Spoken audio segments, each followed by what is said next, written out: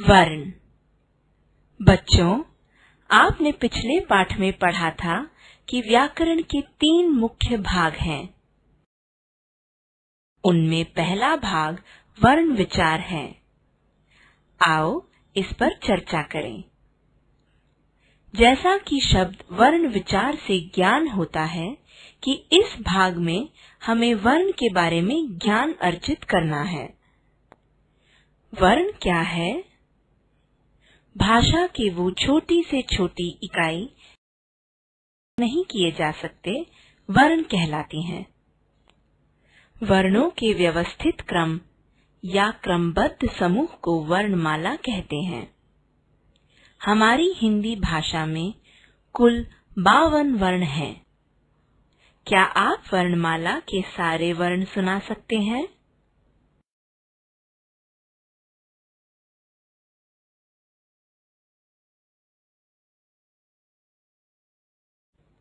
आइए एक नजर डाल लेते हैं।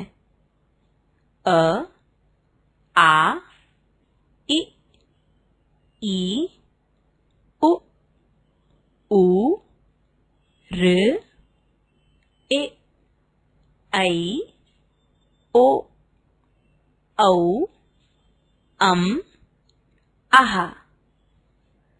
क, ख, ग, घ,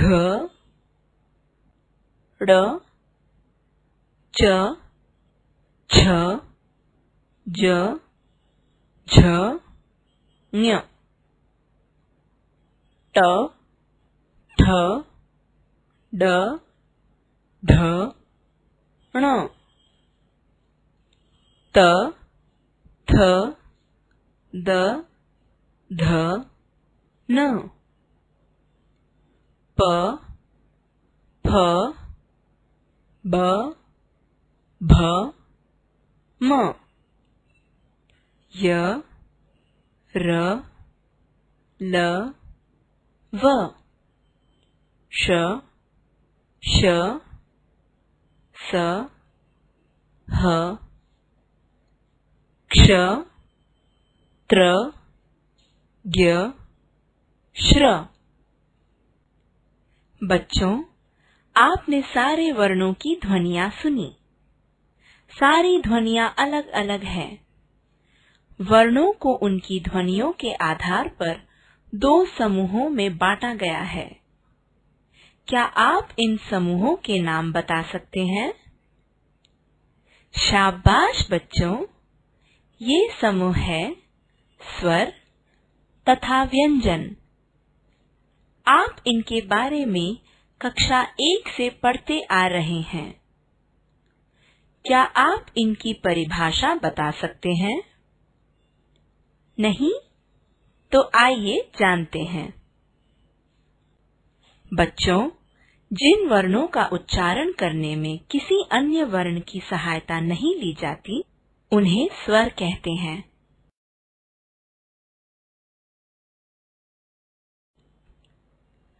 बच्चों, जब हम स्वरों का उच्चारण करते हैं तो कुछ स्वर कम समय लेते हैं तथा कुछ अधिक समय लेते हैं।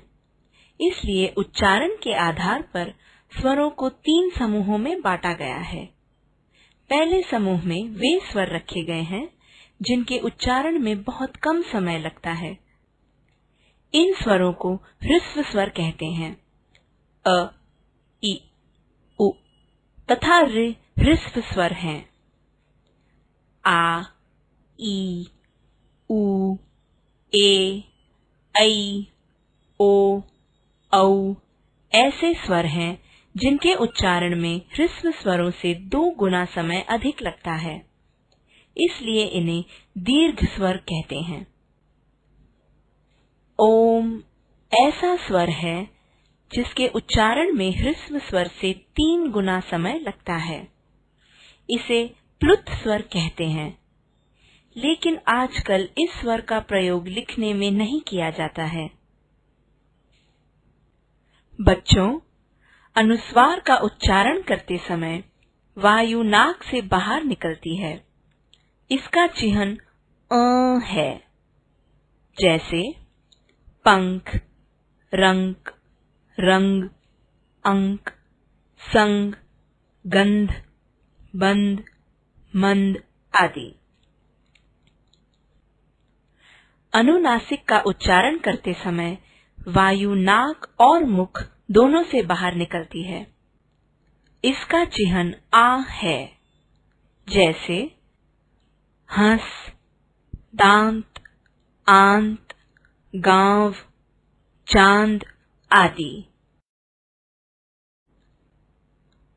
विसर्ग का उच्चारण ह के समान होता है। इसका चिह्न अह है, जैसे प्रातः, अतः, नमः आदि। आओ बच्चों, अब व्यंजनों का अध्ययन करें। जिन वर्णों का उच्चारण स्वरों की सहायता से किया जाता है, उन्हें व्यंजन कहते हैं। प्रत्येक व्यंजन का उच्चारण स्वर अ की सहायता से किया जाता है। इनकी संख्या 35 है। जब किसी व्यंजन के साथ स्वर अ की ध्वनि सम्मिलित नहीं होती, तो उस व्यंजन के नीचे हलंत लगा दिया जाता है, जैसे क और अ, क। बच्चों, जिस प्रकार स्वरों के भेद होते हैं, उसी प्रकार व्यंजनों के भी 3 भेद होते हैं: स्पर्श व्यंजन, अंतःस्थ व्यंजन तथा ऊष्म व्यंजन। लेकिन इनका विभाजन मुख के अलग-अलग भागों से निकलने वाली ध्वनि के कारण किया गया है। स्पर्श व्यंजनों के उच्चारण में जीभ मुख के किसी न किसी भाग को स्पर्श करती है, इसलिए इन्हें स्पर्श व्यंजन कहते हैं। ये संख्या में 25 होते हैं। इनके 5 वर्ग हैं, जो पहले वर्ण के नाम पर है: क वर्ग, च वर्ग, ट वर्ग, त वर्ग तथा प वर्ग। बच्चों, जरा इनका उच्चारण करके तो देखिए। बच्चों, अंतःस्थ व्यंजनों के उच्चारण में जीभ का स्पर्श मुख के किसी भी भाग से नहीं होता है, जिसके कारण उच्चारण में वायु कम टकराती है और श्वास की अंतःगति होती है। इसलिए ये अंतःस्थ व्यंजन कहलाते हैं। इनकी संख्या केवल 4 है: य, र, ल तथा व। बच्चों, जरा इनका उच्चारण करके तो देखिए। बच्चों, ऊष्म व्यंजन के उच्चारण में वायु तीव्र गति से मुख से रगड़ खाती निकलती है, अर्थात गर्मी निकलती है। इसलिए इन्हें ऊष्म व्यंजन कहते हैं। इनकी संख्या भी 4 है: श, श, स तथा ह।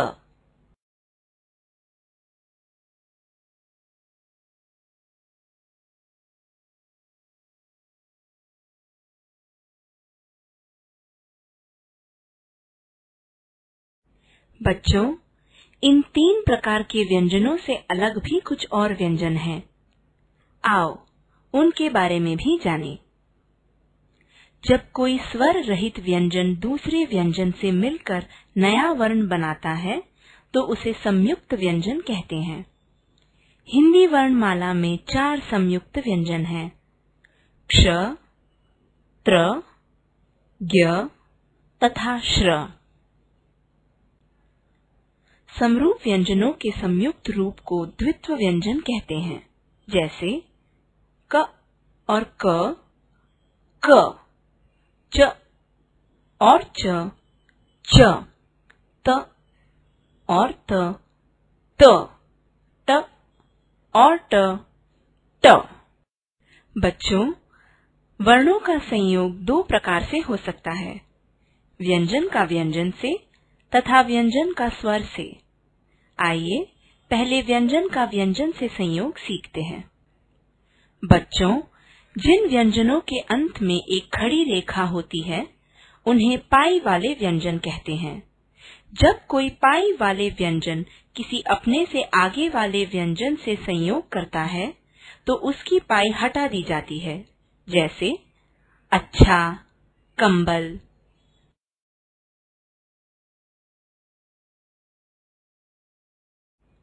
जब कोई बिना पाई वाला व्यंजन किसी अन्य व्यंजन से संयोग करता है तो उसके नीचे हलंत लगा दिया जाता है तथा दूसरे व्यंजन को पूरा लिखते हैं, जैसे विद्वान, लड्डू। बच्चों, जब र किसी व्यंजन से संयोग करता है तो 4 प्रकार के चिन्हों के रूप में लिखा जाता है। पहला, जब र के साथ अ की ध्वनि सम्मिलित नहीं होती है तो इसे रेफ कहते हैं। इसे अपने से आगे वाले वर्ण के ऊपर लिखा जाता है तथा जिस वर्ण पर लगता है उससे पहले बोला जाता है, जैसे कर्म। दूसरा, जब र से पूर्व कोई स्वर रहित व्यंजन होता है तो र का रूप हो जाता है तथा ये अपने से पूर्व वाले व्यंजन में नीचे की ओर लगाया जाता है तथा उस व्यंजन की ध्वनि में सम्मिलित हो जाता है, जैसे क्रम। तीसरा, स के साथ जब र संयुक्त होता है तो इसका रूप स्र हो जाता है। श के साथ संयुक्त होने पर इसका रूप श्र हो जाता है, जैसे श्रम। चौथा, ट एवं ड के साथ संयुक्त होते समय र का रूप हो जाता है, जैसे ट्रक।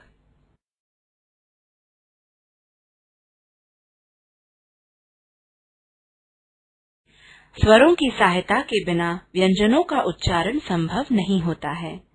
जब किसी व्यंजन में स्वर नहीं मिला होता है तो उसके नीचे हलंत लगा दिया जाता है, जैसे क, ख, ग आदि।